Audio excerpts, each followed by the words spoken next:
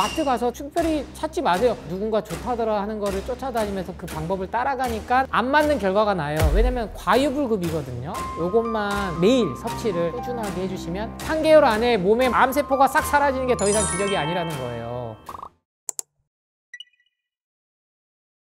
먼저 암에 대해서 근본적으로 무서워하지 않으셔야 됩니다. 암은 인간의 노화 과정 중에 생기는 아주 지극히 자연스러운 결과물입니다. 특히나 매일 수천 개씩의 암세포가 생겨났다 사라진다는 것을 아셔야 합니다. 그리고 이 암세포를 사라지게 해주는 게 바로 면역 시스템인데 그 핵심이 바로 림프 시스템이라는 겁니다. 기본적으로 우리 인간의 몸을 저는 수력발전소로 표현을 하거든요. 심장이 펌프질을 해서 혈액이 머리부터 발끝까지 순환해서 호흡에 산소와 이산화탄소를 각 기관에 영양분, 에너지를 혈액으로 통해서 보내면 다시 또 이산화탄소와 독소를 배출하고, 이게 1차적으로 하는 게 혈관이에요. 혈액이고. 근데 우리 몸 모든 혈관들, 동맥, 정맥, 모세혈관 그 바로 옆에 있는 게 림프관이라는 게 있습니다. 당연히 이 림프관에는 림프액이 들었겠죠. 이거를 아주 쉽게 상수도, 하수도 개념으로 이해하시면 돼요. 청소해 주는 게 바로 하수도 역할을 하는 림프 시스템입니다.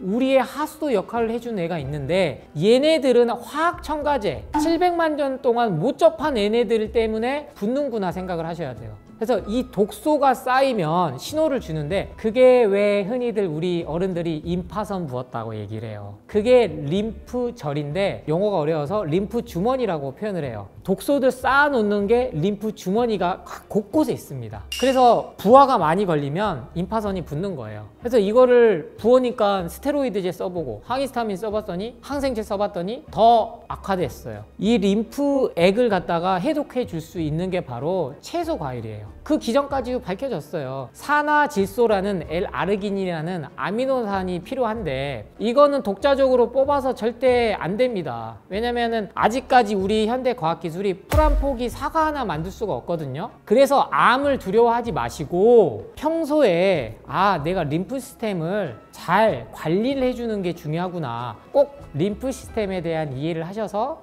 채소 과일로 림프 시스템 면역력을 올려주시기 바랍니다.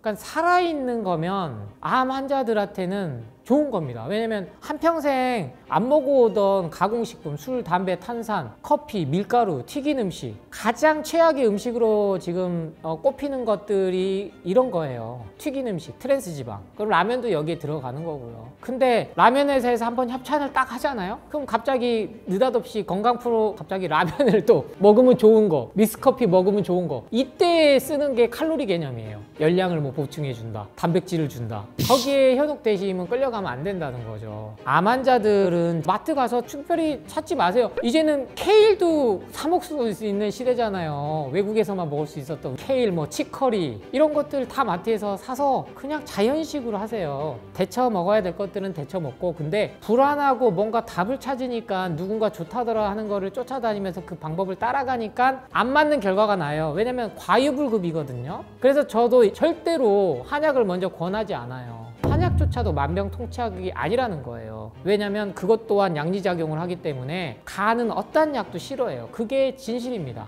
그러면 살아있는 채소 과일식 바탕으로 그러한 것들을 먹어도 나는 충분히 내 몸은 내가 말기암 시한부를 받고도 자연에 들어가서, 왜 자연에 산다 이런 프로 보면 많이 나오잖아요. 그게 기적이 아닌 거예요. 3개월 안에 몸에 암세포가 싹 사라지는 게 더 이상 기적이 아니라는 거예요. 물 좋고 공기 좋은, 그리고 자연에서 온 거 먹으면서 모든 욕심과 집착을 내려놓은 거예요. 살고자 하는 그 집착조차도, 이제는 나는 여지껏 10대에 돌아간 친구도 있고 돌도 못 지나고 이 세상을 떠난 친구도 있고 한데, 나는 그래도 한평생 50은 살았으니 반백년은 살았다. 남은 생은 자연과 함께 마음을 내가 이제 다 내려놓고 지내야, 그러면서 몸에 좋은 게 들어가니까. 그랬을 때 수술을 하시고 나서도 효과가 있지, 수술해서 5년 동안 완치됐다고 하니까 다시 돌아가는 거예요. 짜장면 먹고 커피 먹고 야근하고, 그래서 다시 재발하는 거고요. 그래서 특별히 좋은 음식을 찾지 말고, 안 먹으면 되는 음식은 WHO에서 이미 발표했습니다. 그 첫 번째가 튀긴 음식이고, 모든 게 가공식품이에요. 편의점에서 파는 가공식품들, 거기에 딱 과일, 채소 언급이 되는데요. 어떤 게 되냐? 탕에 절인 과일, 통조림에 든 과일, 이런 건 드시면 안 돼요. 그건 과일이 아니에요. 그러니까 외식을 하시면 신선한 과일을 거의 안 쓴다고 보셔도 돼요. 통조림 과일. 그래서 과일은 그런 설탕에 절인 것만 빼면 암 환자가 먹어도 되는 가장 좋은 음식. 먹을 게 채소 과일밖에 없어요. 역으로 따져보시면 암 환자가 먹지 말아야 될, 그러니까 WHO가 정한 10가지 음식 나오거든요. 그럼 그 외에는 우리가 먹을 수 있는 일상생활에서 먹을 게 없어 이렇게 느끼신다는 분은 가공식품에 이미 당 중독에 되신 분이고, 그리고 이제 시야를 넓히면 아, 채소 과일식 먹으면 되는구나, 먹을 게 이렇게 많았어? 그게 암에 가장 좋은 방법입니다. 기본적으로 먹지 말아야 될 음식을 제한하시고요. 과일과 채소로 한번 봐보자고요. 그러면 과일 중에는 우리나라에서 가장 접하기 쉬운 게 사과, 그 다음이 배, 포도, 딸기, 수박, 복숭아도 있어요. 근데 복숭아는 알러지 있으신 분이 있기 때문에 이러한 것들이 모두 항암 작용을 합니다. 실제로 어렵지 않은 거예요. 특별한 게 있지 않을까? 그런 거를 과일은 찾아서 먹으면 돈 있는 사람들만 먹는 거잖아요. 예를 들면 뭐 아보카도가 유행을 하고 있지만 아보카도는 우리 인간이 그렇게 오래 먹어온 게 아니에요. 실제로 포화지방이 몇 프로 이상 갖고 있어서 하루에 2개 이상 먹지 말라고 얘기를 하거든요. 그럼 암 환자들은 이런 건 먹으면 안 됩니다. 우리나라에서 많이 듣는 거죠. 채소는 칼륨 때문에 먹지 마라. 특히 신장, 콩팥 투성하신 분들, 신장암, 콩팥암 있으신 분들, 거기서 못 벗어나면요 완치 안 됩니다.